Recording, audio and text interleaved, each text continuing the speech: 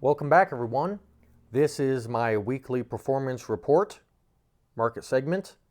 The weekly performance report shows my weekly portfolio performance, names and all. It also shows you how I've done year to date as of the ending of the last full month. Link in the description below. You want to go look at this, comb through it, or you can just pause the video as I scroll and talk.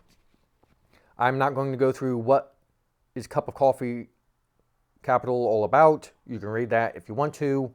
If you don't know, there you go. Let's get to the good stuff, or the bad stuff. In this case, I ended the week down 0.89%.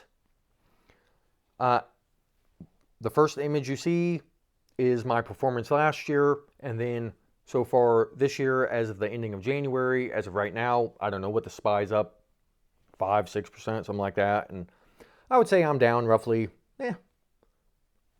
about where I'm at, so 1%. I don't pay attention to that too much on a week-to-week basis, to be honest with you.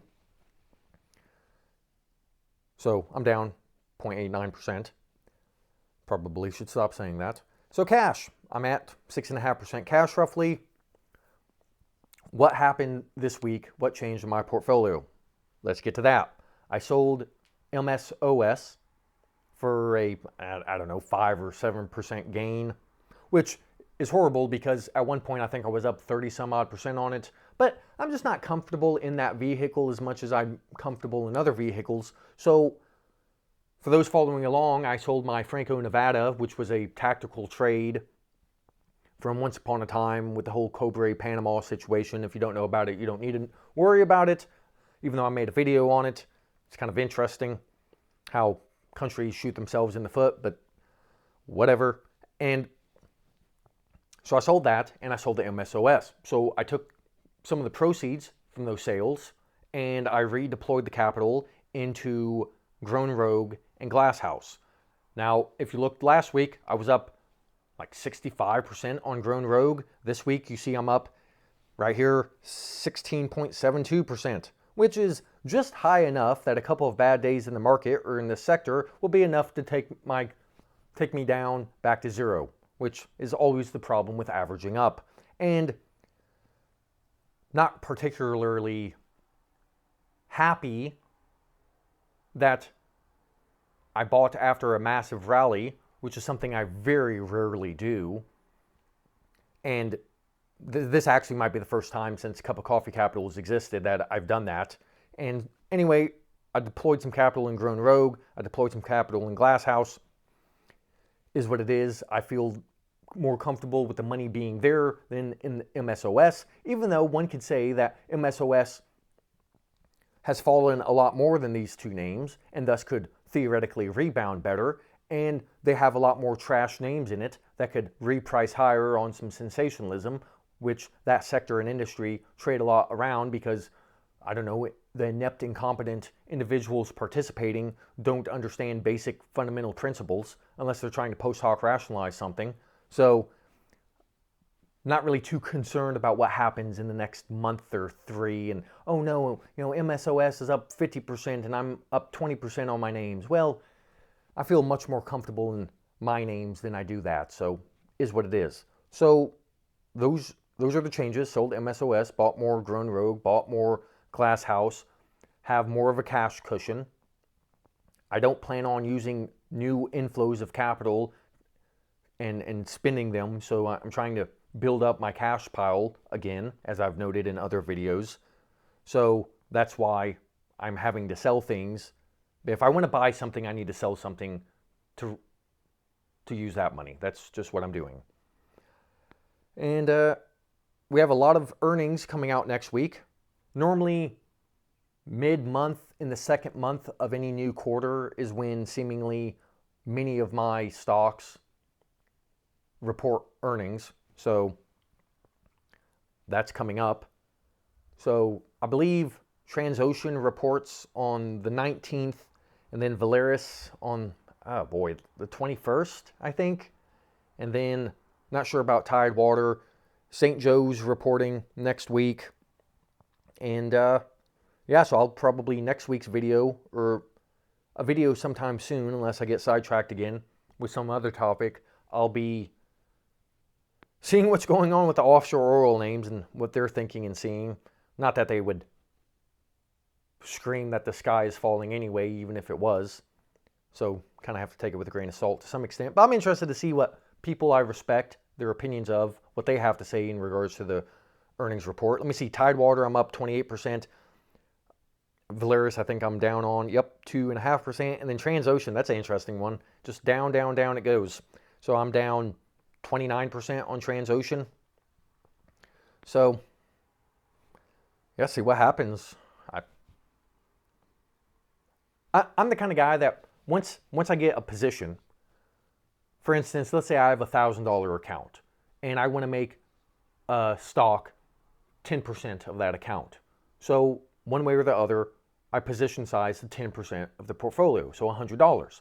And then normally what I say is something along the lines of, well, if it wants to fall 50%, I guess I'll double down. Because anything within especially with the names I participate in, with the small market caps and stuff like that, illiquid names, a 5 or 10% move doesn't even really register on my radar. It's just noise. It's not signal to me. So 20% I start paying attention. 30% is really what gets my attention, and that's where Transocean is. It's at that 30% mark pretty much, and it's really grabbing my attention. I actually wanted to provide a chart. I might put this on my Twitter. Follow me. I believe it's at Cup of Coffee Cap is my Twitter account. I'm trying to post more things there. I really struggled with that, but I'm making an attempt. So follow me over there because I'd like to provide a chart. So the inception date of Cup of Coffee Capital is January 1st, 2023. And I'd like to provide a chart that shows the divergence in performance of the offshore sector between Tidewater, Valaris, and Transocean. And you can really see that spread. For instance, I'm down 29% on Transocean, and yet I'm up 28% on Tidewater. So that's roughly a 57% difference, relative difference between the two. And then Valaris is pretty much sitting in the middle. Like, how interesting. Now, I averaged up on Tidewater, so I'd actually be up, I think, 40 or 50% if I didn't average up. And then Valaris, I've kind of just averaged in roughly the same spot, and Transocean I had averaged pretty much in the roughly the same spot. So it just be the relative performance differences is fascinating, and there's reasons for that. So we don't need to get into those reasons, but a reason is one could attribute not to the systemic structure of the traders participating in the names, but one could say that the OSV market has shorter dated contracts and can re-rate quicker to the newest contract price, which allows it to capture the inflection of the sector more readily than, for instance, the offshore drillers. And then that might create this outperformance. That's just a variable, not only variable, but that's a reason. So it's all very interesting. And then you could say that Transocean has a lot more debt than Valaris, because it does. And then you could say that when there's hype and positive sentiment in the market, that debt is going to be treated as leverage to the upside. And when the emotions are neutral or negative, then that same debt acts as a catalyst to the downside. So more fundamentals, as well as people's response and behavior in relation to those fundamentals. It's just very interesting stuff. But I think I just might use some of that cash. Oh boy, I don't know. I might buy another share of St. Joe. It's 12% position. I read this article about St. Joe that was published as of late. And I know I've been asked to do a write-up on St. Joe. And I have 3 different write-ups on St. Joe that are partially complete. And I just can't bring myself to sit down and write a coherent narrative using numbers as well as narrative, and just do that. So I need to. I've been meaning to. I've been wanting to. I haven't. So I failed you on that front. But this publication I saw, it's fascinating. It's like no one understands certain things, like Grown Rogue or Glass House. That it seems like the vast majority of people, even the ones participating in the names, don't understand the actual story behind it. It's just some loose, abstract, esoteric type understanding of sentiment and narrative. And then you ask, what's the arithmetic? What's the numbers involved? Why is this such a bullish bet? And they don't know. They can't. They just fail at being able to communicate anything. Like even a half-ass post hoc rationalization. Like, which is interesting because it means like most investors, which are really just speculators, euphemism for speculators, can't even provide you a TikTok video of a half-baked, cockamamie, far-fetched post hoc rationalization, which should absolutely alarm you. And so in regards to St. Joe, this guy is or girl, I don't know, is talking about its price to earnings. It's like, why are you referencing price to earnings? And then I don't feel like they highlighted the hospitality segment, and people treat it as though it's a house selling company. And they're missing the point. Like, that's the jumping off point. The hospitality segment is what I'm betting on. And in large part, in the commercial business, the real estate, the selling the land and building homes, I mean, it isn't that I could care less about it, but that's just the small part of the story as far as I'm concerned. And just misses the point of it all. And it's like, was it trading on a cash flow basis or a funds from operation basis or an adjusted funds from operation basis? And just the metrics they used and the story they told is weak. And it's such a strong story that this is a person who's considering buying some shares, and it's odd. It's just odd. And there's a few more details that the author put in that publication that just, it seemed like the wrong way of viewing it. It was the wrong metric. Oh, the relative. Oh yeah, I love this one. Like, tell me you don't know what you're talking about without telling me you don't know what you're talking about. So they find the all-time high of the stock and say, well, it's trading at, the all-time high was trading at this price to sales multiple, and now it's trading at half that price to sales multiple. Therefore, it's relatively cheap. It's like, what god-awful way to measure something are you using?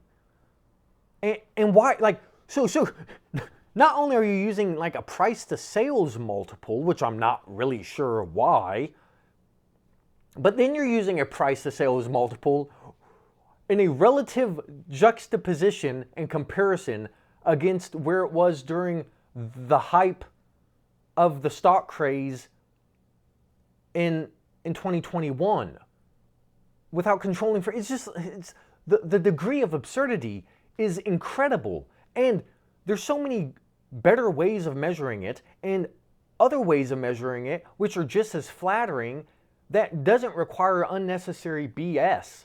And this is why I want to publish an article on St. Joe, because seemingly the vast majority of publications I read just miss the point. I think Hedgeye came out, it'd be nice if I had access to it, but I believe they came out with a short report. And it's like, no, we think most of the short reports as of late, in the past few years, are something along the lines of, seems like a good company with long-term growth potential, but we just think it's a little overvalued at the moment, or maybe a lot overvalued at the moment, but we think in the long term it'll do well. And it's like, I guess one could say if you shorted Microsoft in 2000, that would have been an excellent, outcome. But Microsoft also had a lot more attention than St. Joe does, and St. Joe has a lot more concentration in shareholders than Microsoft did, and there's variables that you have to control for, as I chronically insist, including my latest video in regards to Dividends Matter Too, about how you have to keep constant your comparisons and control for the variables. And anyway, I've gone on a tangent here in regards to St. Joe, but I mean, the hospitality segment is growing phenomenally. And the problem is well, actually, it's now grown more than the house sales.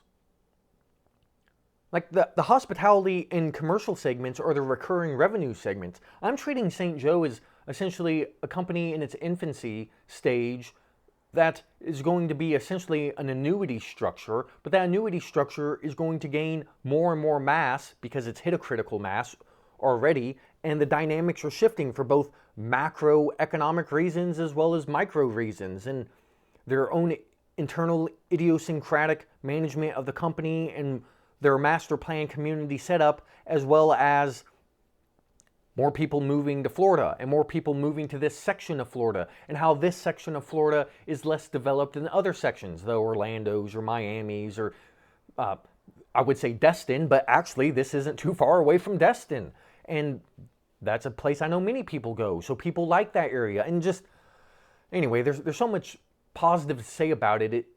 It's unfortunate that people, and this is a common theme of people, is that they have an argument and there's facts they could use to support that argument, but instead they just rely on cope and fallacy to support the argument when they actually have facts, like legitimate reasons to support their argument, and they overlook those facts and just grab nonsensical garbage for evidence.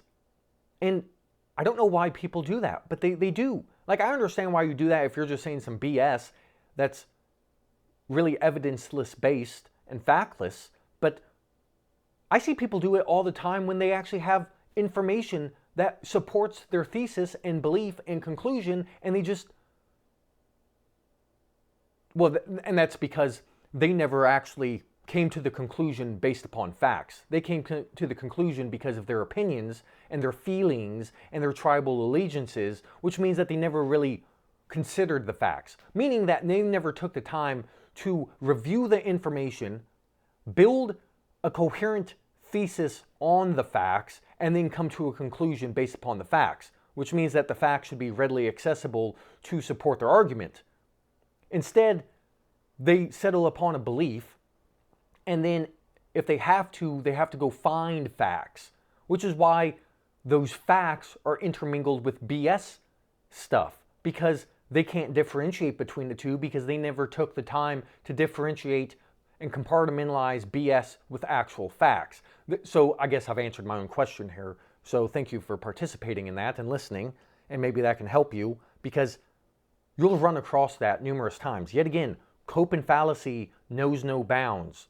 People take their biases everywhere, and so it shouldn't be any wonder why you hear nonsensical, bullish articles that are right in conclusion, but they're right for the wrong reasons, and they seemingly exclude all the positive, good, actual reasons in the thesis and provide you with some BS, like relative price to sale metrics in relation to the all-time high during a mania hype. So I'll end that tangent there. So thank you for watching, and until next time.